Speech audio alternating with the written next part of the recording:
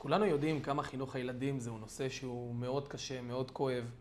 חווים בו הרבה הצלחות, כמו חלילה גם כן הרבה כישלונות. אחד מהדברים שצריך לדעת זה שבחינוך הילדים, אם אנחנו רוצים לחנך בצורה נכונה, כמו שאומרים כל אנשי החינוך, כל בעלי המוסר, זה דבר ראשון לתת דוגמה אישית, ודבר שני למקד אותם בעובדה שזה לא כל כך חשוב מה אנשים אחרים אומרים, מה אנשים אחרים יגידו, מה ידברו עליך או לא ידברו עליך. פשוט להתמקד במטרה, ללכת עליה עד הסוף, וזה לא משנה מה אומרים עליך ומה לא, פשוט ללכת עם זה עד הסוף, ובכך רואים הצלחה. אחד מהמשלים לעניין הזה, שפעם אחת היה צייר, והצייר עשה ציור כל כך יפה, שהוא הניח אותו ברחוב. כשהוא הניח אותו ברחוב הוא כתב פתק.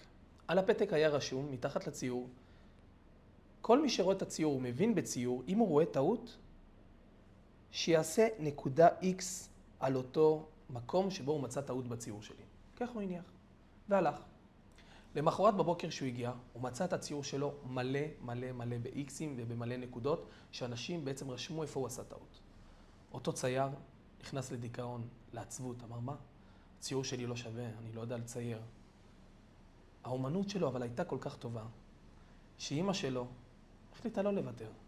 ואמרה לו, אחרי חודש כבר, שהוא הפסיק לצייר, והוא היה ממש בעצבות והסתכל כל פעם על אותם איקסים שאנשים עשו לו ברחוב, אמא שלו אמרה לו, תשמע, אתה חייב להמשיך. הוא אמר לה, אבל אמא, תראי את התגובות של האנשים, הם לא אהבו מה שאני עושה.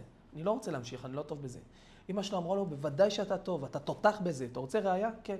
תעשה ציור, יודע מה, תעשה את אותו ציור. אבל הפעם אני אכתוב את הפתק. אמר לה, בסדר. צייר את אותו ציור, שם אותו ברחוב אחר, והאמא רשמה על הפתק, אם מצאתם טעות בציור הזה, אנא מכם, תתקנו אותו. לא תשימו X איפה היה טעות, אלא תתקנו אותו. למחרת בבוקר, אותו ילד הגיע עם אמא שלו, וראה שהציור יצא בעצם מושלם. למה? כי הוא ראה שלא היה שום תיקון. אמא שלו אמרה לו, אתה רואה? זה לא שהציור שלך לא בסדר, אלא שאם אתה נותן לאנשים להגיד לך איפה טעית, איפה לא טעית, לכולם יש אפשרות לדבר.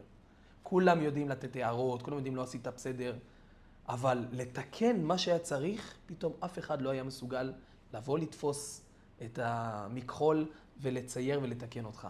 להעיר הערות, זה כולם יודעים, אבל לבוא ולתקן ולעשות מעשים, זה פתאום אנשים כמו דגים.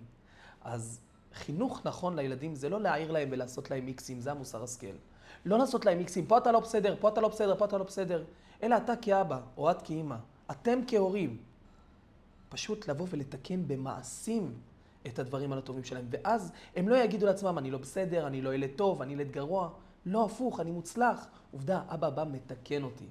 אבל הרבה פעמים אנחנו לא באים לתקן, אנחנו באים להעיר הערות. אתה לא בסדר, את לא בסדר, למה זה ככה, למה זה לא ככה? דוגמה אישית. אם הדוגמה אישית תהיה טובה, אז לילד יהיה הרגשה של הצלחה.